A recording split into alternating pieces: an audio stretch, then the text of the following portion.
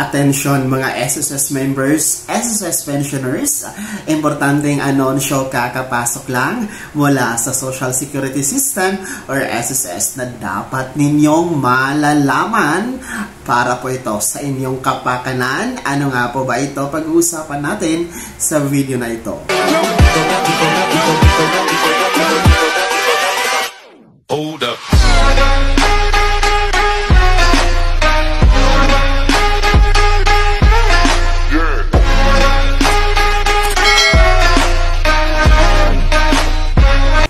Hello mga ka-vlogs! Welcome dito sa aking YouTube channel. Magandang araw po sa lahat ng mga manonood. Saan po kayong dako sa mundo? Kumusta kayo mga ka-vlogs?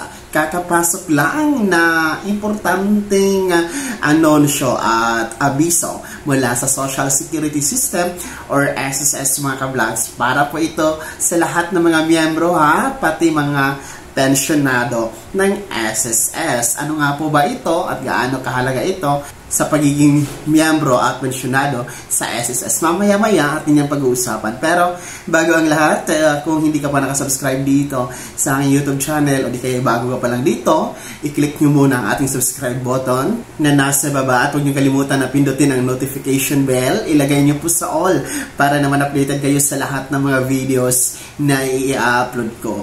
Yes po, kakapasok lang na anunsyo at abiso. Importante ito, mga SSS members at pensionado ng SSS sapagkat ang SSS ay nag-abiso na kung meron kayong mga mobile app ng SSS na dinownload nyo po sa inyong Play Store at ngayon ay ginagamit nyo po sa pagbubukas ng inyong portal, no? Ang old version po ay tinanggal na po ng SSS at ito nga po ay i-update ng SSS. Papalitan ng bagong version mga ka-vlogs. So, ang mga miyembro at pensionado na kasalukuyan pong merong old version ng mobile app ng SSS, kung ito nga po ay ginagamit nyo, no, sa inyong online monitoring, sa mga transactions for SSS, kayo po ay inabisuhan ng SSS na i-uninstall na po ito. Yes, tama po ang naririnig nyo. Please uninstall your old version ng SSS mobile app sapagkat ang SSS nga po ay in-update po nila, no? Updatein po nila ng from old version to new version mga ka-vlogs. And I believe, no, marami silang mga development, mga pagbabago, and marami silang mga dinagdag, no? Mas easy, mas mabilis, mas accessible po ang version na bago na kanilang i-update. For the meantime po muna mga ka-vlogs, i-install po muna natin yan. And then, while waiting po sa kanilang update. So, ibig sabihin, kung meron kayong mga for monitoring, iti-check nyo online through your SSS portal, no, maaari nyo munang gamitin o pwede nyo pasukin yung portal via my.sss account nyo. So, punta lang po kayo sa Google, i-type nyo po ang www.sss.gov.ph, no? Mag-login lang po kayo dyan. So, parang mobile app lang din po siya, kaso dadaan tayo sa website, no? Sa Google, mga ka-vlog. So, while waiting po sa new update for new version po ng SSS mobile app. So, importante po ito na malaman ninyo dahil baka mag-alala kayo na bakit hindi ma-open ang inyong old version, no? Bakit hindi ma-open pag i-click nyo yung kasalukuyang SSS mobile app. So, hindi po talaga yan ma-open dahil in-update nga po ng SSS into new version.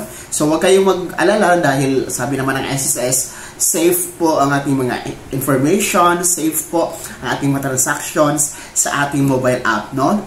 Hindi po yun mawawala, hindi po yun maapektuhan, and of course hindi po yun magkakaroon po ng error or problema mga ka-vlogs kung meron ng new version ng SSS mobile app. So, take note lang din po na para safe po ang ating account, no?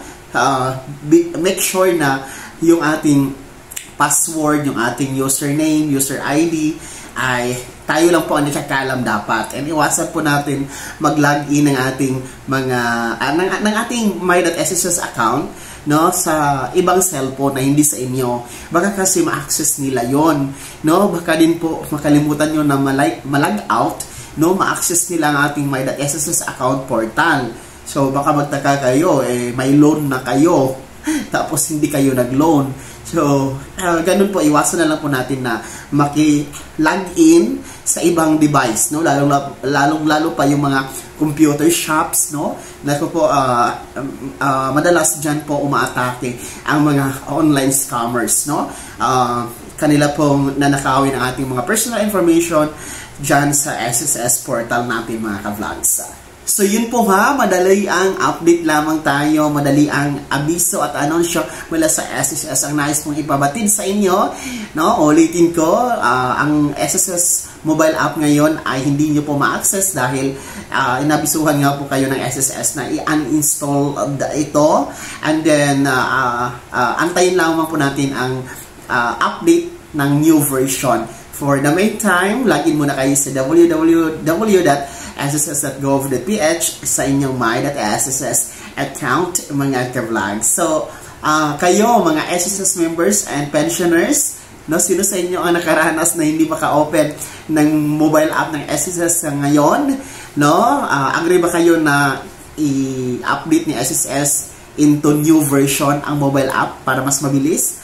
No, i-comment niyo na sa comment section na nasa baba. Bago ako magtapos, no, kung gusto niyo pong sumuporta sa aking YouTube channel, maaari niyo pong i-click yung ating super thanks button nasa baba, mga ka-vlogs. At sa mga gustong maging miyembro, nasa baba pa rin po, pindutin niyo ang join button, be my member now, mga ka-vlogs. Sana ay naging gabay ang video na to, kahit paano ay napag-uusapan natin ang mga mahahalagang bagay-bagay na may kinalaman sa pagiging miyembro, beneficiaryo at pensionado sa SSS. Kung hindi ka pa nakasubscribe dito sa aking YouTube channel, maaari nyo nang i-click ang ating subscribe button na nasa baba. Huwag nyo kalimutan na pindutin ang notification bell. Ilagay niyo po sa all para naman updated kayo sa lahat ng mga videos na i-upload ko. Maaari nyo ding i-like ang video na to, at kung meron kang mga katanungan, maaari nyo i-komento sa comment section na nasa baba. Paki-follow naman ang aking official Facebook page na nasa screen nyo. Muli po, ako si Daniel Timpawa na nagsasabing dito sa aking YouTube channel, Pawang Katotohanan at lahat totoo lamang.